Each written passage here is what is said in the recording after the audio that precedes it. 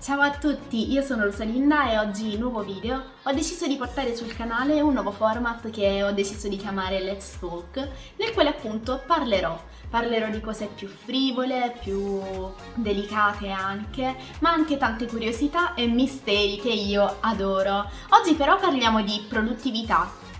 Infatti, ogni giorno è formato da 24 ore, 1440 minuti e ancora non abbiamo il tempo di fare tutte le cose che abbiamo da fare. Quindi ci sono diverse tecniche, diversi consigli per essere più produttivi, quindi aumentare la nostra produttività. Soprattutto ora, in questo periodo che siamo la maggior parte del tempo chiusi in casa, scopriamolo subito.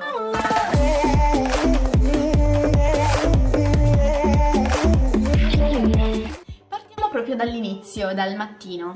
Infatti, uno dei modi migliori per essere più produttivi è svegliarsi presto la mattina e fare una buona colazione. Tanti uomini di successo, tanti uomini e donne di successo hanno infatti una morning routine abbastanza simile tra di loro, che include appunto lo svegliarsi presto, fare colazione, allenarsi e anche organizzare diversi task che hanno da fare durante la giornata.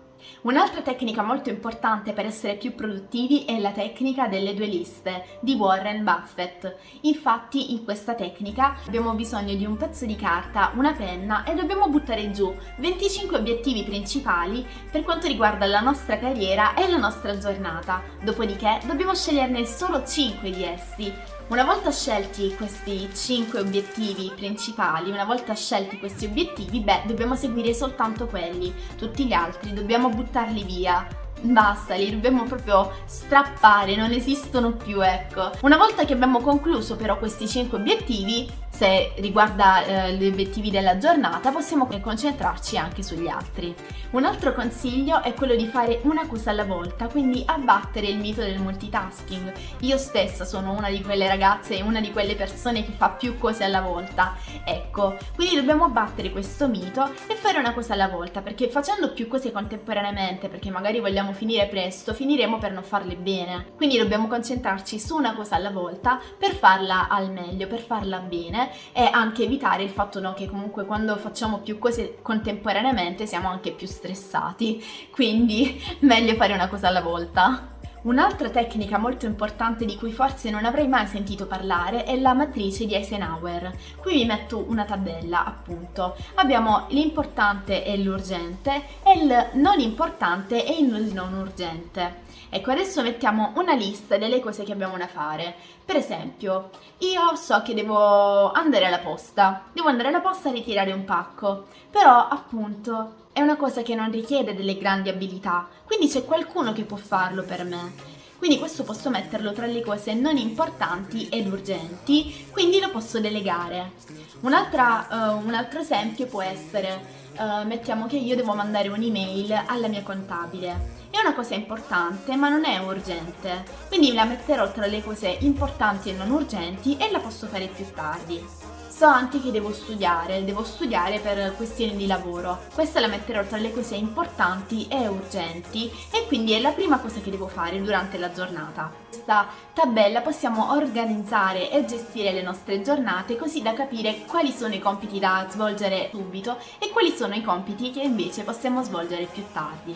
Capisci il tuo stile di produttività? C'è chi è più meccanico, super organizzato, ecco, ma ci sono anche quelli un po' più visionari, emozionali, quelli che si mettono a fare diari nel quale scrivere tutte le liste di cose da fare, a cui piace fare colori, eccetera, eccetera. Quindi capisci qual è lo stile produttivo più adatto a te. Imposta una routine che devi seguire, una routine rigida, fare sempre le stesse cose, così che il tuo cervello inconsciamente sarà più propenso a svolgere determinate attività, perché sono delle attività che appunto comincerai a svolgere quotidianamente. Qui ti lascio una frase che appunto può racchiudere questo concetto, questo consiglio. Avresti mai pensato che tra i diversi consigli che ti sto dando ti avrei mai consigliato di dividere la tua giornata non in ore ma in minuti? Ebbene sì, ci sono grandi menti, grandi uomini di successo che appunto dividono la loro giornata in minuti per controllare la propria giornata, controllare il tempo che sta passando, così per essere più efficienti.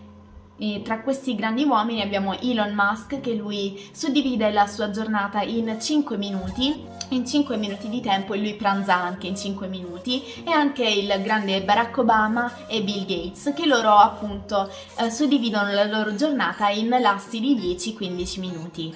Ricollegandoci al punto precedente, abbiamo la legge di Parkinson. Infatti questa legge dice: il lavoro si espande fino a riempire tutto il tempo disponibile. Ecco, cosa vuol dire questa legge? Se so per esempio di avere un progetto da portare a termine entro 2 settimane, probabilmente ci metterò 2 settimane per farlo. Se invece so anche che ho un lasso di tempo minore, quindi 1 settimana per dire, probabilmente ci metterò 1 settimana per svolgere tale lavoro, lo stesso lavoro. Quindi appunto darci degli archi di tempo più brevi per essere quindi più efficienti. Cambia mentalità. Per vedere i cambiamenti nella tua vita, nel tuo quotidiano, in tutto quello che ti circonda, nella tua produttività, bisogna cambiare mentalità. Leggi libri sulla crescita personale, sulla produttività, sul self-confidence, eccetera, eccetera. Un altro consiglio dice che quando si ha una lista di cose da fare, parti non dalle cose da fare, ma da quanto tempo hai a disposizione. Ecco, mettiamo per esempio che io stamattina mi sarei dovuta svegliare alle 6 per fare la mia Miracle Morning, per allenarmi, per studiare, per meditare, eccetera, eccetera. Comunque, se volete sapere di più sulla Miracle Morning, vi lascio qui l'info per andare al video della mia morning routine. Comunque, mi sarei dovuta svegliare alle 6, svolgere diversi compiti, bla bla bla bla bla bla. Ecco, però mi sono svegliata più tardi. Però mi rendo conto che comunque in un lasso di tempo minore riesco a svolgere lo stesso, gli stessi compiti, le stesse attività che avrei dovuto svolgere in un lasso di tempo maggiore, quindi che posso svolgere il tutto nel minor tempo possibile.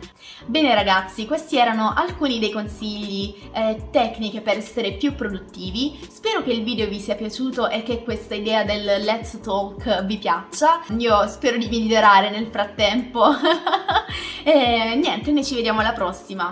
Un bacio!